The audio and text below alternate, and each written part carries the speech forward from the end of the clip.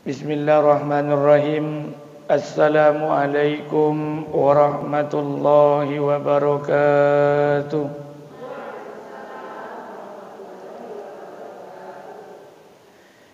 Innal hamdalillah nahmaduhu wa nasta'inuhu wa nastaghfiruh wa na'udzu billahi min shururi anfusina wa min sayyiati a'malina. Asyhadu an la ilaha illallah wa asyhadu anna Muhammadan abduhu wa rasul khataman nabiyyin la nabiyya ba'da. Faqala Allah ta'ala fi kitabihil aziz. A'udzu billahi samil alim minas syaitonir rajim. Bismillahirrahmanirrahim. Wa iza qala rabbuka lil malaikati inni ja'ilun fil ardi khalifah. Qalu ataj'alu fiha may yufsidu fiha wa yasfiku ad-dima' wa nahnu nusabbihu bihamdika wa nuqaddisu lak. Qala inni a'lamu ma la ta'lamun. Wa qala an-nabi sallallahu alaihi wasallam, an-nabi Hurairah radhiyallahu anhu, an-nabi sallallahu alaihi wasallam, iza azzamat ummati dunya nuzi'at minha haibatul islam wa iza tarakatil amra bil ma'ruf wa nahya 'anil munkar khurrimat barakatil wahyi wa iza tasabat ummati sakatat min ainillah. Rawil Hakim wa Tirmizi. Sadaqallahul azim wa sadaqallahu ala nabiyil karim. Syukur kepada Allah, berselawat kepada Rasulullah. Mudah-mudahan pada asyar ini Allah Subhanahu wa taala senantiasa beri rahmat dan keberkahan buat kita bersama. Amin. Salawat beriring salam tidak lupa pula kita sampaikan pada junjungan alam Nabi besar Muhammad sallallahu alaihi wasallam.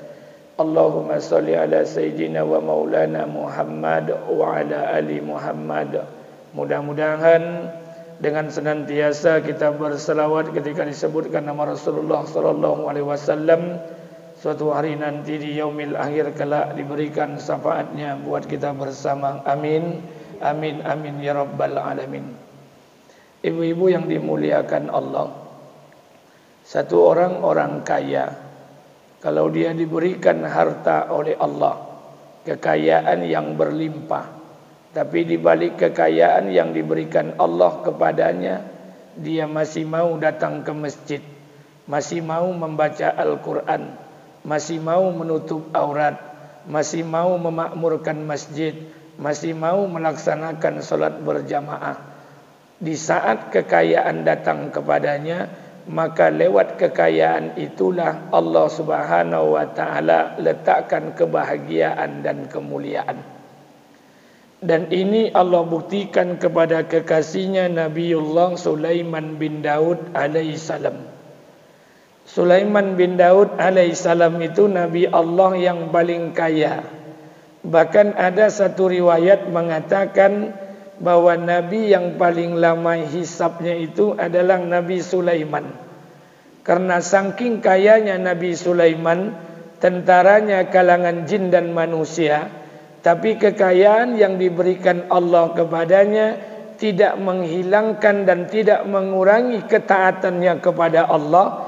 Maka lewat kekayaan itu Allah titipkan di sana sebuah kemuliaan.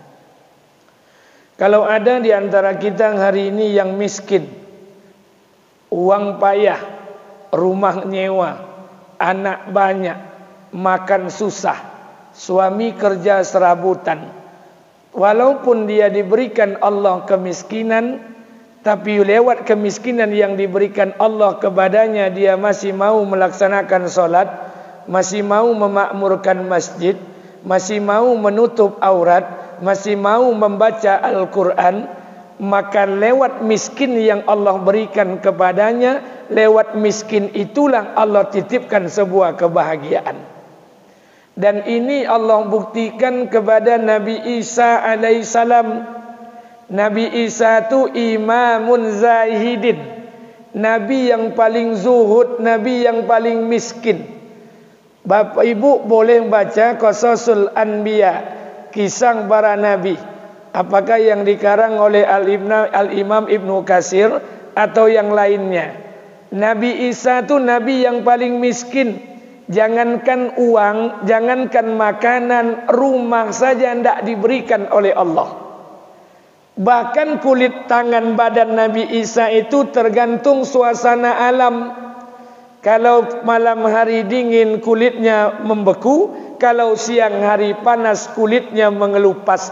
Nabi Allah, jangankan harta, rumah saja tidak diberikan Allah.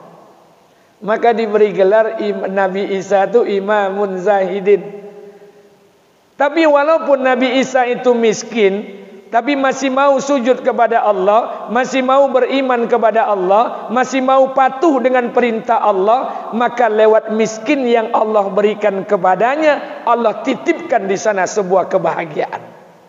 2. 3. Kalau ada hari ini orang yang sakit, walaupun dia sakit, tapi tak menghalangi dia untuk datang ke masjid, tidak menghalangi dia untuk menunaikan solat berjamaah, tidak menghalangi dia untuk taat kepada Allah, tidak menghalangi dia untuk baca Quran, maka lewat sakit yang Allah berikan kepadanya, Allah titipkan di sana sebuah kemuliaan.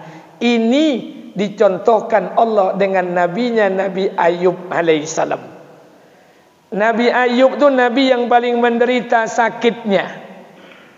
Bahkan ada para sejarah mengatakan tidak ada banjir yang besar yang akan ditimpakan Allah ke muka bumi sebagaimana banjir yang diberikan Allah kepada Nabi Nuh sampai hari kiamat.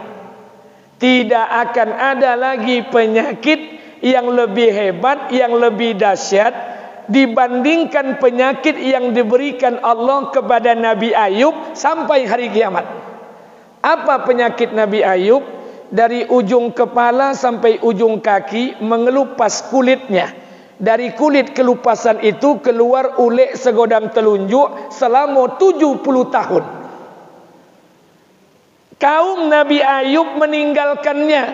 Bahkan istri Nabi Ayub pun meninggalkan suaminya. Tidak tahan. Maka turun malaikat Jibril. Apa kata Jibril alaihissalam? Wahai Ayub, aku diperintahkan Allah. Allah memerintahkan kepadaku agar memberitahu kepadamu, mandilah engkau di sebuah telaga, di sebuah sumur yang telah disiapkan oleh Allah. Dengan izin Allah penyakitmu akan sembuh. Maka Nabi Ayub sami'na wa ata'na, dia patuh, dia mandi ke telaga. Ketika dia mandi keluar dari telaga sungai tadi, Nabi Ayub sudah bersih-bersih, badannya sehat. Maka malaikat Jibril tanya dengan Nabi Ayub, wahai Ayub, aku ingin bertanya kepadamu, mana yang lebih kau sukai, keadaan dulu ketika diberikan sakit atau sekarang ketika sembuh? Apa kata Ayub alaihissalam? Wahai Jibril, aku lebih suka keadaanku ketika dahulu aku diberikan sakit oleh Allah dibandingkan sekarang ketika sembuh. Kenapa? Karena dulu ketika aku sakit, setiap pagi dan sore hari Allah mengucapkan salam kepadaku. Tapi ketika aku sembuh, Allah tidak lagi mengucapkan salam kepadaku. Maknanya kalau ada hari ini orang sakit, di balik sakitnya masih mau taat kepada Allah, masih mau sujud, masih mau beribadah, maka lewat sakit yang Allah berikan kepadanya, Allah titipkan di sana sebuah kemuliaan. Jadi tidak ada alasan kita mau kaya, mau miskin, mau sakit untuk tidak mentaati Allah Subhanahu wa taala. Maka oleh karena itu agama telah diturunkan oleh Allah Subhanahu wa taala agar apa? Agar kita ni mencapai hidup kebahagiaan, kemuliaan. Maka kemuliaan itu diletakkan oleh Allah Subhanahu wa taala di satu tempat yang semua orang bisa. Kalaulah kebahagiaan itu Allah letakkan kepada harta, maka demi Allah orang miskin tidak akan pernah bahagia. Kalaulah kebahagiaan itu Allah letakkan kepada pangkat jabatan karir di kantor, demi Allah yang tidak pegawai negeri tidak akan pernah bahagia. Kalaulah kebahagiaan itu diletakkan kepada Allah yang memiliki rumah besar, demi Allah yang tak punya rumah seumur hidup takkan pernah bahagia. Tapi Allah tak letakkan kebahagiaan di sana. Allah meletakkan kebahagiaan pada agama. Semua orang bisa meraihnya. Orang kaya bisa bahagia dengan agama. Orang miskin bisa bahagia dengan agama. Orang pintar bisa bahagia dengan agama. Orang bodoh pun bisa bahagia dengan agama. Diletakkan kebahagiaan di tempat semua orang bisa meraihnya. Jadi orientasi kita ini kebahagiaan. Saya mau tanya pada ibu-ibu sekalian. Ada enggak ibu-ibu yang di sini yang hari ini hidup di muka bumi yang tidak mengharapkan kebahagiaan? Tidak ada. Semua kita ingin bahagia. Cuman mencari kebahagiaan itu beda-beda. Ada orang merasa bahagia kalau nyo sekolah SD, SMP, SMA, S1, S2, S3, PhD, profesor, nyo bahagia.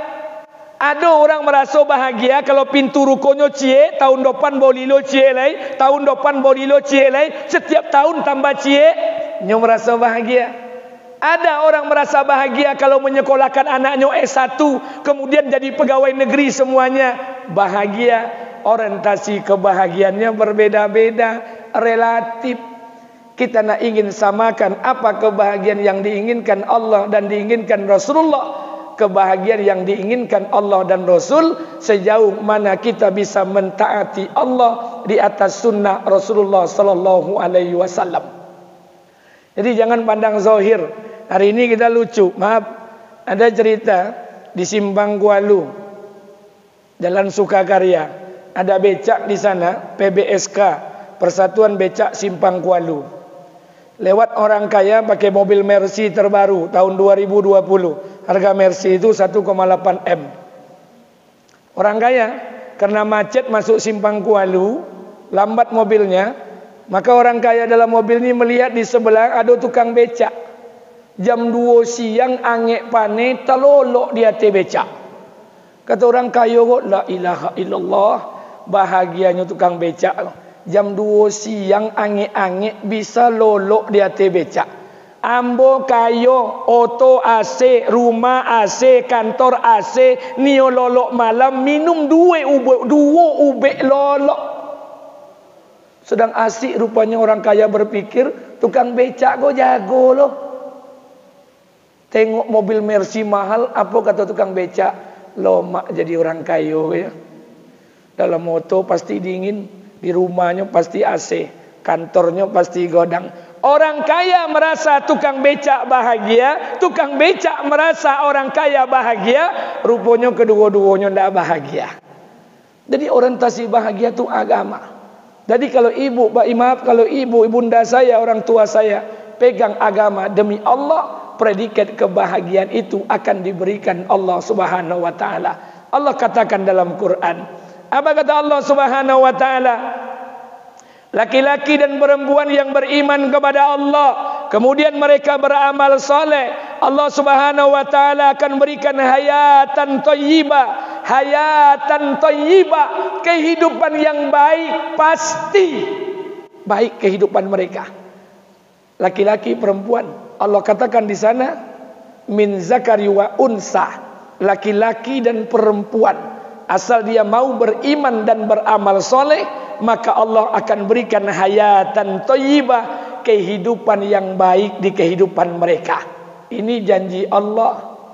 Istri yang baik, suami yang baik, anak yang baik, keluarga yang baik, tetangga yang baik, rumah yang baik, pekerjaan yang baik, penghasilan yang baik, cucu yang baik, menantu yang baik, hayatan thayyibah. Ini pasti Allah memberikan garansi kebahagiaan. Tapi maaf, hari ini garansi kebahagiaan diberikan Allah tetap ada. Tapi kebahagiaan tidak kita rasakan sampai hari ini. Apa penyebabnya? Saya ingin sampaikan, kenapa hari ini orang-orang, ini maaf, refleksi awal tahun, dari tahun 2021 sampai dengan 2022. Saya ingin tanyakan kepada kita bersama, maaf, kenapa makin hari, nilai kekuatan amal kita makin berkurang? Jadi maaf Bu ya, musibah yang paling besar itu bukan meletusnya Gunung Semeru. Musibah yang paling besar itu bukan banjir tsunami. Musibah yang paling besar itu bukan gempa bumi. Kata Rasulullah, musibah yang paling besar itu adalah matinya hati seorang hamba, hilang gairah taat kepada Allah. Itu musibah paling besar. Hari-hari musibah ini datang dalam diri kita, tapi tak terasa. Hilang gairah baca Quran, hilang gairah untuk kajian, hilang gairah untuk tahajud, hilang gairah untuk duha, hilang gairah untuk memakmurkan masjid. Hati-hati, musibah ini menjadi penyebab besar. Maka ada 3 penyebab yang menyebabkan orang malas beramal. 3 penyebab yang menyebabkan orang malas beramal. 1, penyebab yang pertama, kenapa orang malas untuk beramal? Penyebab yang pertama adalah lemahnya iman. Iman ni adalah motor. Iman ni adalah kekuatan. Kita datang ke masjid bukan karena kesehatan, tapi karena kekuatan yang di dalam. Maka yang pertama penyebabnya lemah iman. Jadi kalau iman sudah lemah, Bu, semuanya akan lemah. Sama je badan. Kalau badan kau lah mulai domam, kepala lah mulai sakit, telinga lah mulai berdonyuk-donyuk, gigi lah mulai pula sakit, nak makan air teh terasa pahit, minum air putih tak terasa, makan nasi ambar. Kalau badan sudah mulai sakit, seluruh yang lain akan ikut sakit. Iman kalau sakit, bacaan Quran akan kurang, solat akan tinggal, nutup aurat mungkin hanya sekedarnya, mentaati Allah pun akan kurang dalam kehidupan mereka kalau iman ini kurang. Maka iman ini perlu diperbaiki, perlu diperbaharui. Sama seperti kita megang handphone. Kalau handphone sudah lama kita pakai, itu mesti dicas. Kalau tidak dia low bat. Kalau dipakai terus dia bisa ngedrop. Ibu, hari-hari kita berpetualang di muka bumi ini. Suatu saat ketika iman turun, bawa dicas. Di mana casnya? Di mana ada majlis untuk bicara tentang iman, baru akan naik kembali iman. Maka kalau iman ni ada, Pak, maaf, kalau iman kita ni betul, selesai urusan, tidak ada masalah. Kalau iman kita ni betul, maka turun pertolongan Allah di kehidupan dunia ni. Jadi hari ini iman kita rusak. 1, kenapa iman kita ni rusak? Penyebab kita malas beramal karena lemahnya iman. Kenapa lemahnya iman? Karena hari-hari banyak bergaul dengan kemaksiatan. Hari-hari banyak berbuat dengan kezaliman, salah satu faktor untuk melemahkan iman. Jadi ibu-ibu, maaf, saya juga pribadi kita bersama. Makanya betul kata orang tua-tua kita. Hari ini kita solat, besok mungkin kita tinggalkan solat. Hari ini kita taat, mungkin besok kita bermaksiat. Saya ingin sampaikan buat kita bersama. Maka orang yang tahu, orang yang pintar, orang yang arif, orang yang bijaksana, bukan orang yang sekolah tinggi-tinggi, tapi orang yang sibuk menyiapkan bekal untuk kehidupan setelah kematian mereka. 1, ini lemah iman. 2, kenapa orang malas beramal? Orang malas beramal karena manusia tidak tahu dengan keutamaan amal, fadail amal. Kalau orang tidak tahu dengan keutamaan amal, maka malas untuk beramal. Orang kalau tahu keutamaan, maaf, satu orang yang jual sayur, dia pergi ke kebun, beli sayur bayam 1 ikat 500 rupiah, jual di pasar 1000 rupiah, dapat untung 500. Diambil di kebun deknya 500 kobek, 500 dikali 500, 250 ribu.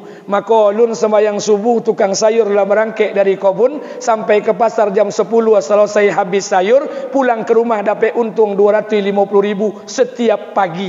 Maka rela tukang sayur subuh-subuh pergi ke kebun sayur, karena tahu nilai amal. Orang kalau tahu nilai amal, semangat untuk beramal. Tahu nilai tahajud, tahu nilai solat duha, tahu nilai i'tikaf di masjid, tahu nilai daripada duduk kajian agama, tahu nilai dari menutup aurat. Kalau orang tahu dengan nilai amal, mudah, ringan bagi mereka untuk beramal. Jika tidak, mereka sulit untuk beramal. Sekarang saya mau tanya pada ibu-ibu. Ibu-ibu hari ini tahu tidak nilai amal yang kita kerjakan? Duduk dalam majlis, mendengarkan kajian, apa nilai amalnya? Menutup aurat, apa nilai amalnya? Kita solat 2 rakaat masuk masjid. Orang yang tidak masuk masjid tidak ada kesempatan solat 2 rakaat. Apa nilainya? Kalau orang tahu nilai amal, maka orang berlomba-lomba. Maaf, orang berlomba-lomba untuk melaksanakan amal. Kita semua ini belajar. Kenapa saya katakan belajar? Kita ini bukan orang baik. Ibu yang datang ke masjid ini bukan orang baik. Kita semua ini orang-orang yang jahat, orang-orang yang tidak baik. Kita ingin belajar jadi orang baik.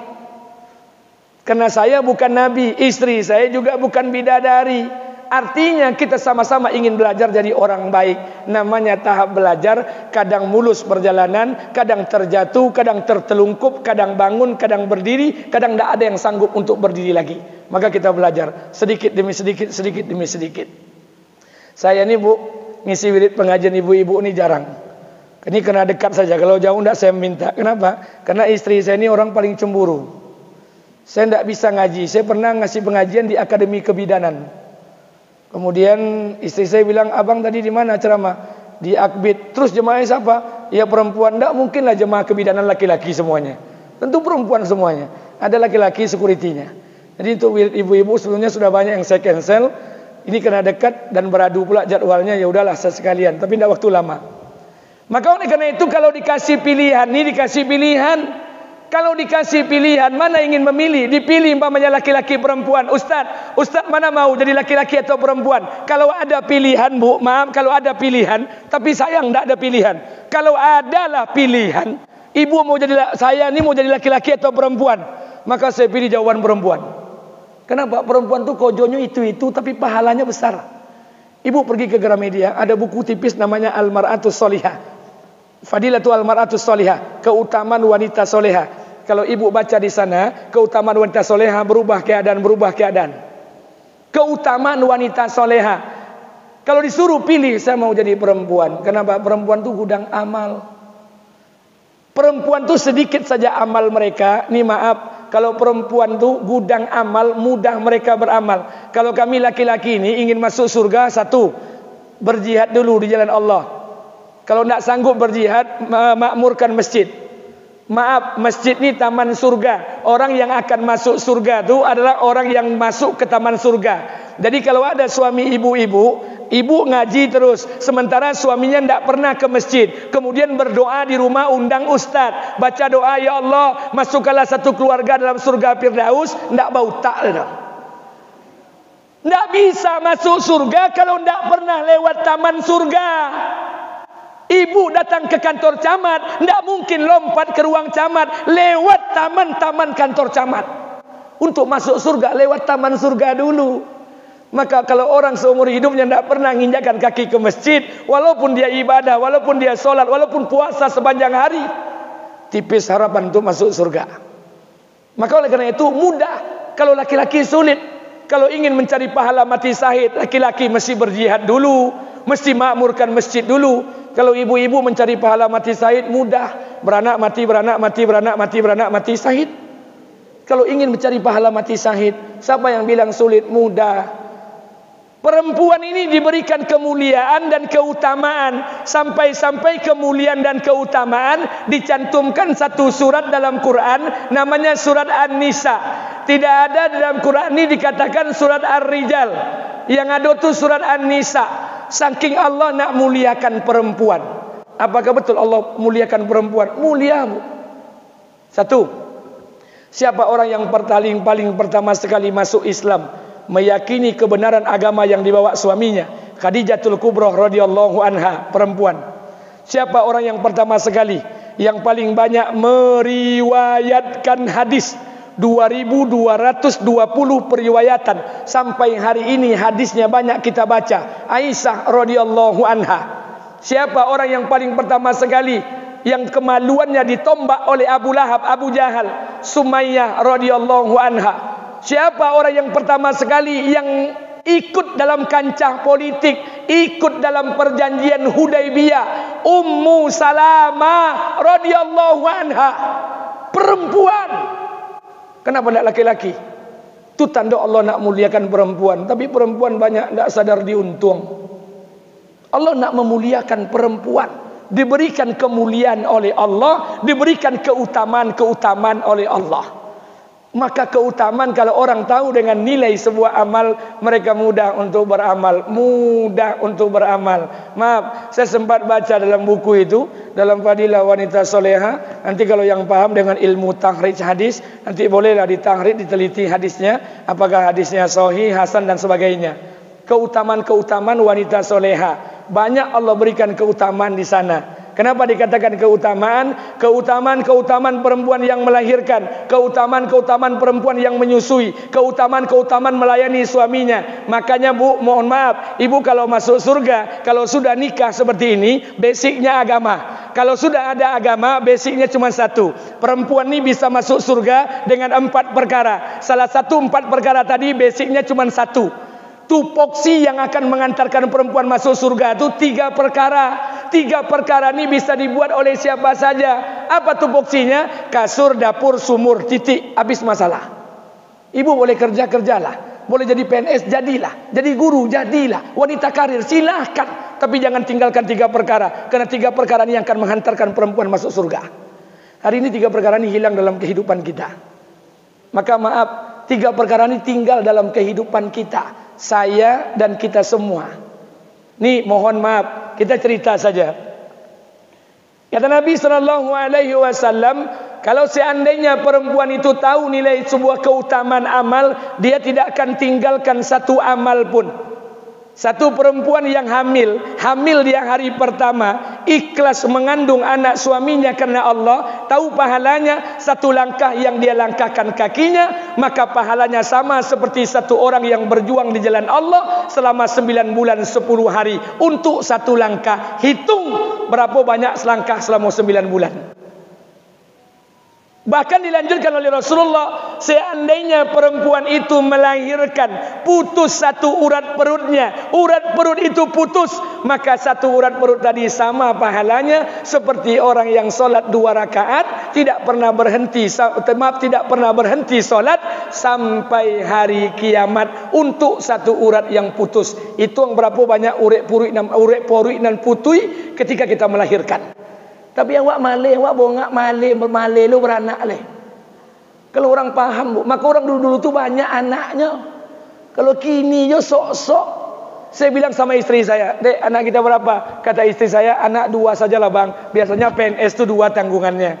Dapat kabar, "Dek, PNS memang 2 tanggungan, tapi BPJS 3. Iyalah, tambah 3. Setelah tambah 3, saya bilang lagi, anak saya yang paling kecil baru umur 2 tahun, baru lepas menyusu. Saya bilang sama istri saya, "Dek, ada rencana ingin tambah momongan?" "Udahlah Bang, 3 ni aja lah kita didik jadi anak yang soleh dan soleha, cukuplah." Saya diam saja.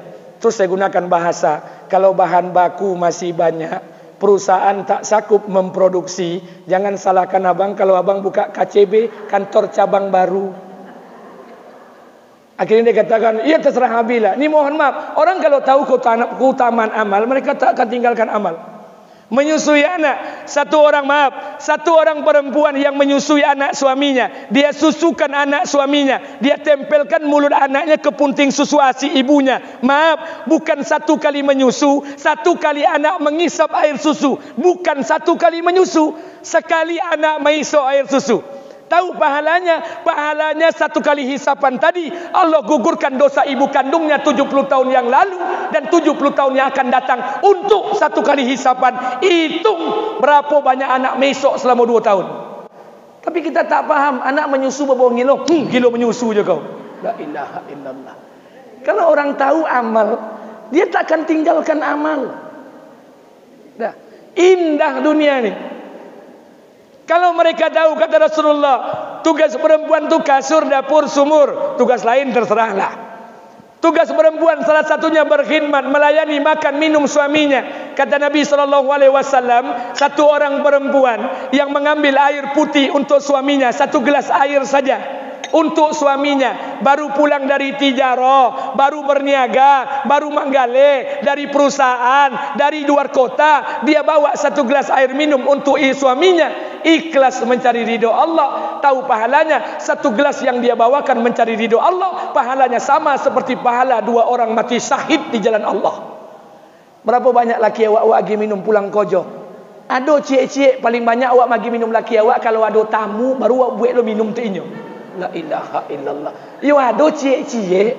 Ndak usah sok-sok lah bu. Mohon maaf bu ya. Kalau ibu yang di rumah okey lah. Yang bekerja ndak usah sok-sok lah. Bini yang bekerja lah nyo. Kalau awak bekerja laki bini di rumah, makan pagi lah kan jole lontong nyo. Lah, ndak usah sok-sok. Makan siang di kantor masing-masing.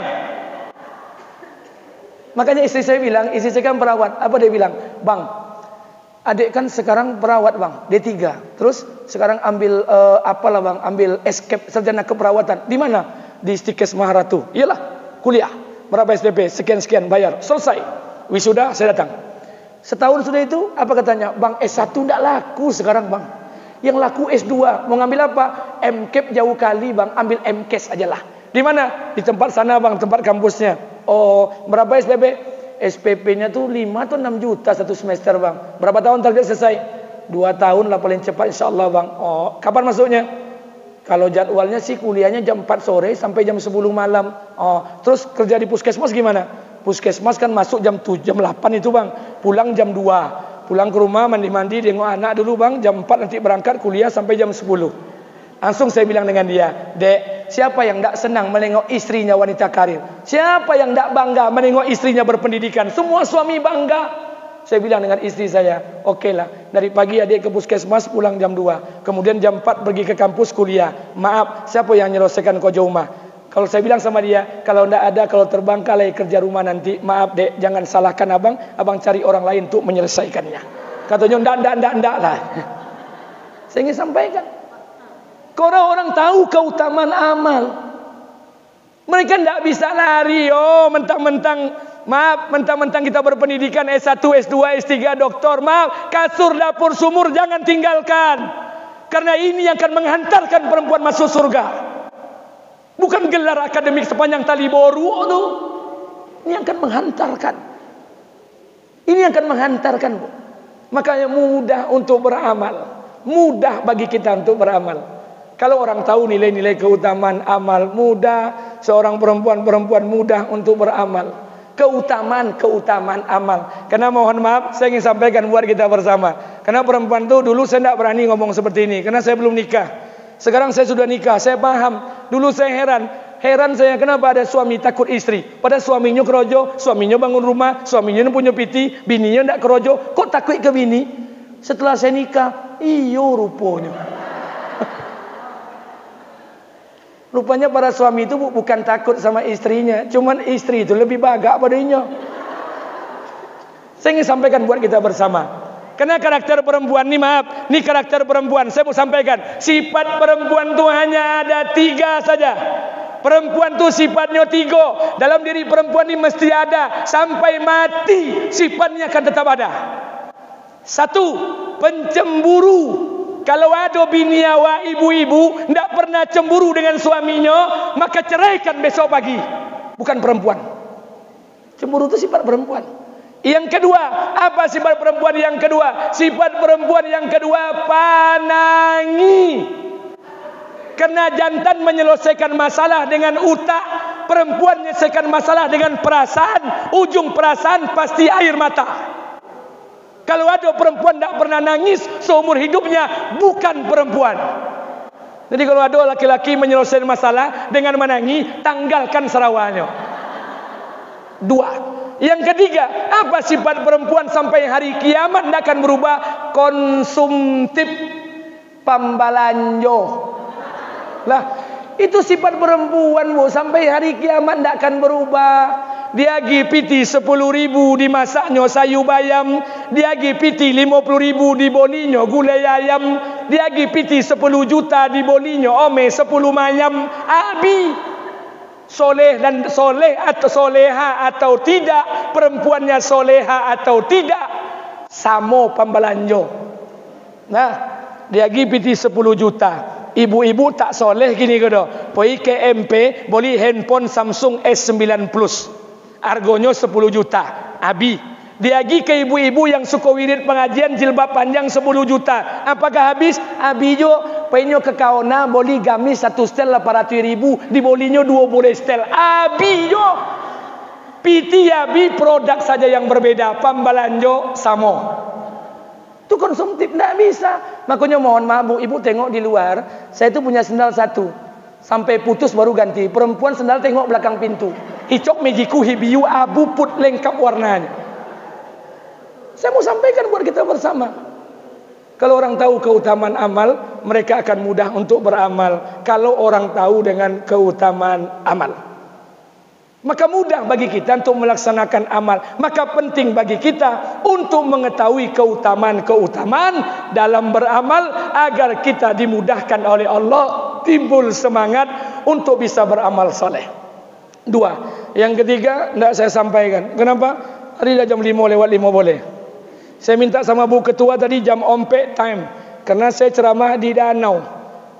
Persoalannya bukan masalah danau itu dekat atau jauh, dekat. Tapi jarak tempuh dari Purwodadi ke Simpang Garuda Sakti itu yang lama. Saya ingin sampaikan, mohon maaf, dua saja. Yang ketiga, ya kapan-kapan diundang saya datang. Kalau tidak, ya lantak lah.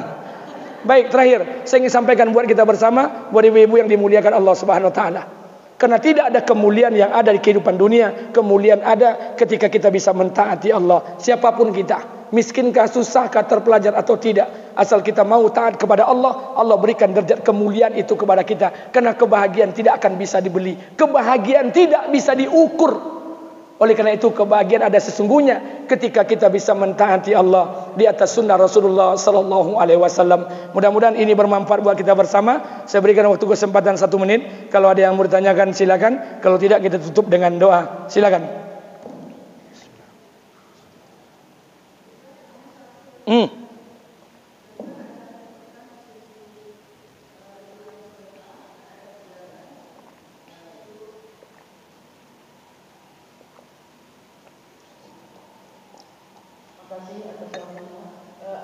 Ada sedikit yang mau saya tanyakan Pak Ustaz.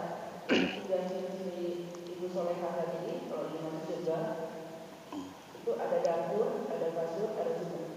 Kalau salah satu tidak, gimana Ustaz kalau dapur itu tak ada masak semua? Supaya mengalami masaknya sudah disalah-salahkan gitu. Gimana Pak Ustaz? Kita melanjut, masak lagi besok. Jadi gimana ya Pak Ustaz? Kalau masak itu memang jauh gitu, kayak tak dapat. Kita bukan tak masak, tapi sering aman gitu. Makasih banyak. Baik, saya ingin sampaikan buat kita bersama. Ibu perempuan, saya laki-laki. Saya akan jawab versi laki-laki. Kenapa? Kami kok laki-laki sama, karakter kami yang berbeda. Jadi ada kalanya mendayung rumah tangga itu ada badai, ada gelombang yang kita hadapi, tidak semulus yang kita bayangkan. Kata orang menikah itu tak seindah yang dibayangkan. 3 bulan pertama I love to you, you love to me, I belong to you, you belong to me. I can see you, you can see me. 3 bulan pertama.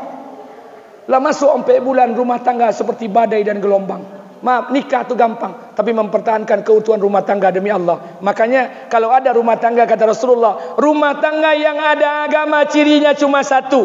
Di dalam rumah tangga itu kalau ada agama cirinya hanya satu. Dalam rumah tangga itu akan ada saling menyempurnakan hak.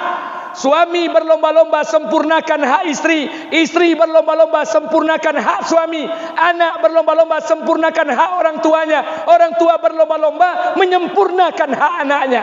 Kalau ada agama, kalau tidak ada agama, cirinya cuma satu, di rumah tangga itu akan saling menuntut hak. Mana pergi belanja, mana iko, mana pelayanan kau, itu yang terjadi. Itu tanda rumah tangga yang tidak ada agama akan saling menuntut hak. Yang ada agama akan saling menyempurnakan hak. Karena suami istri kau tidak akan sama. Sama seperti baju. Suami istri sampai kapanpun tidak akan sama. Tidak akan mirip, tidak akan serupa. Dia adalah perbedaan. Seperti satu orang pakai baju. Suami bajunya, celananya adalah istri. Dia tidak akan pernah sama. Tapi bila dipakai, matching, saling menyesuaikan. Seperti itu keadaannya. Saya ingin sampaikan, ketika ada kelas di rumah tangga, Pak Ustadz, ada jemaah saya tanya, Pak Ustadz, ada suami saya, Ustadz, saya dah capek wirid tiap bulan, hampir 3 tahun saya wirid Ustadz. Sekarang suami saya sampai sekarang saya ajak ke masjid, tidak juga mau Ustadz. Kadang solatnya bolong-bolong, saya ajak berjemaah, tidak mau juga Ustadz. Itu gimana solusinya? Jangan tanya saya. Kena suami-suami ibu, ambu ke laki orang. Jangan tanya. Kenapa saya tidak mau menjawab? Sederhana Bu, ini sederhana. Ibu dulu masih gadis, suami ibu masih bujang. dengan kelembutan suara ibu, rayuan, gombalan, kemanisan, ibu bisa mengambil laki-laki yang sedang pacaran sama perempuan lain, ibu jadikan suami ibu. Kinilah selolok Jawa, sakasu, sebet kober, sasalimui. Masa tidak pandai merayunya? Tidak mungkin banget. Itu jawaban tidak masuk akal. Jadi ketika terjadi permasalahan di rumah tangga, maaf, saya ingin sampaikan buat kita bersama, tupoksi kita tetap jalan. Ukuran masa. Mungkin ibu merajuk tidak berbunyi, ya silakan 3 hari lah, maunya jangan sampai hari. Karena perempuan ibu, ini kan sebaya orang tua saya nih. Istri saya kan tidak ada yang sebaya ibu-ibu. Ibu-ibu lah tua-tua, bini yang bodoh. Ya. Ibu kalau bayangkan istri saya, jangan bayangkan istri saya itu wajah saya, enggak. Ambo bontuk buruknya tapi selera tinggi. Istri saya itu kalau seperti Mona Ratuliu, di bola setengah, nampak setengah itu bini ambo. Maaf, saya ingin sampaikan buat kita bersama.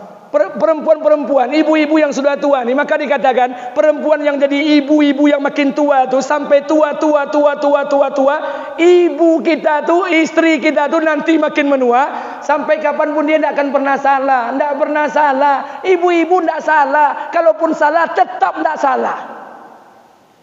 Perempuan itu tidak pernah salah. Apalagi dia omak-omak lah punya nenek. Maaf, jago omak awak, jago ni pagi hari. Assalamualaikum, salam. Bangun nak, bayang, bangun nak. Dibangunnya anaknya, pergi ke kamar mandi bodoh. Subuh, masuk ke kamar mandi, tersipak ember di anaknya. Kena ulun jago bono mata boleh. Poca ember ko. Apa kata ibu? Tak bau tang do, jalan tu pakai mata, piti tak ada ember lah poca lo. Salah. Anak salah, bisu jago lo balik. Nak bangun, pergi ke kamar mandi. Rupanya hari yang kedua tu yang menyipak ember ndak anaknya, inyo. Poca lo ember. Apa kata mak ko? Sembarang lo tak jo ember ko. Salah yo. Maka orang tua ndak pernah marah, ndak pernah salah. Saya ingin sampaikan buat kita bersama, tupoksi kita kasur dapur sumur demi Allah. Jangan tinggalkan apapun yang terjadi. Oh, kelas di rumah tangga itu biasa, Bu, biasa. Tidak ada masalah. Saya belum pernah jumpa rumah tangga, ada rumah tangga yang adem-adem ayem saja. Mohon maaf, saya belum pernah jumpa. Belum pernah saya menjumpainya. Maka oleh karena itu, jangan mengukur kaki awak dengan sepatu orang lain. Jadi rumah tangga kau tidak bisa awak bawa ke rumah tangga orang, Bu. Ini maaf, rumah tangga awak. Nah, ambo teman ambo, potong lah video kau tidak ngomong semuanya fitnah bolo. Saya ke rumah dia, ada teman saya tukang becak. Kerojonya ngojek di salah satu tempat di Pekanbaru. Pulang jam 6 maghrib, sebelum maghrib. Kasal pulang tu store piti 50.000 di kacau. Kalau ndak store 50.000 dong, ndak dibuka di bini pintu dong. Ini saya melihat sendiri. Uang tetangga saya. Kadang mari Ustaz, apa bisa pinjam piti 30 untuk apa? Setoran 20, dapatnya kurang 30. Kalau ndak buka pintu lah, pinjaman 30. Ya. Masukkan 30 kacau buka pintu. Tapi luar biasa, datang saya ke rumahnya habis Isya, itu makan suaminya dihidangkan, jangan sampai kurang aja basuh tangannya. Bini kau sebelah duduk menengok laki kawan memakan lakinya kau sampai selesai. Dah. Kalau di rumahmu tidak bisa, Bu. Ambo makan hobinya ambil Magicom. Hobi ambo duduk muka TV. Jadi maaf, makanya sepatu awak jangan dipasang dengan ukuran kaki orang lain. Orang manggil popo momo, awak jangan jubolo popo momo lain. Maka jangan dipasang sepatu awak dengan kaki orang lain. Karena kita punya rumah tangga, stylenya berbeda-beda. Ada orang suka makan dihidangkan lakinya. Ada sukanya lakinya ambil surang. Ada sukanya bininya menunggui makan lakinya. Dan inyo tidak akan makan sampai selesai. Ada. Maka jangan dibuat ukuran sepatu awak dengan kaki orang lain. Selesai urusan.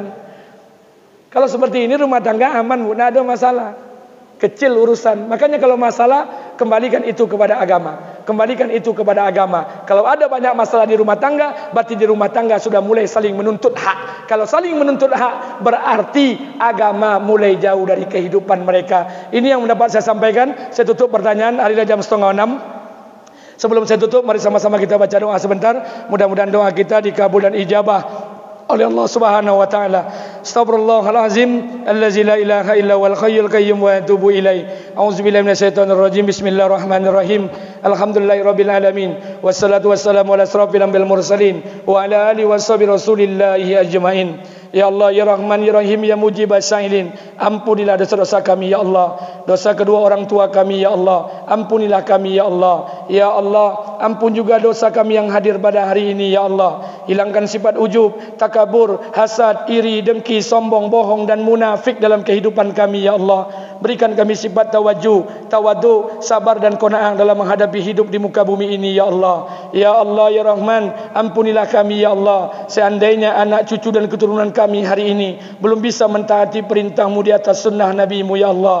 Ya Allah, turunkan hidayah di rumah tangga kami, Ya Allah. Hidayah pada suami kami, Ya Allah. Hidayah pada istri kami, Ya Allah. Hidayah pada zuriat anak keturunan kami, Ya Allah. Ya Allah, Ya Rahman, mudahkan kami untuk bisa mentaati perintah-Mu, Ya Allah. Ya Allah, janganlah Engkau cabut nyawa kami, Ya Allah, sebelum Kau sempurnakan iman dan hidayah dalam kehidupan kami, Ya Allah. Ya Allah, kabulkan doa kami, Ya Allah. Ijabah doa kami, Ya Allah, sebelum kami turunkan tangan kami yang hina ini, Ya Allah. Allahumma inna nas'aluka salamatan fid dina wa afiatan fil jasadina wa ziyadatan fil ilmina wa barakatan fil rizqina wa taubatan qabla al maut wa rahmatan indal maut wa maghfiratan ba'dal maut. Allahumma inna a'udzubika min azabil qabri wa min azabin nar wa min fitnatil mahya wal mamat wa min fitnatil masiihid dajjal. Rabbana atina fid dunya hasanah wa fil akhirati hasanah wa qina azaban nar. Subhana rabbika rabbil izzati amma yasifun wa salamun alal mursalin walhamdulillahi rabbil alamin. Lebih dan kurang saya mohon maaf. Kalau ada yang benar semata dari Allah Subhanahu wa taala, kalau ada yang salah semata dari kebodohan saya. Subhanallah wa bihamdika, asyhadu an la ilaha illa anta, astaghfiruka wa atubu ilaik. Assalamualaikum warahmatullahi wabarakatuh.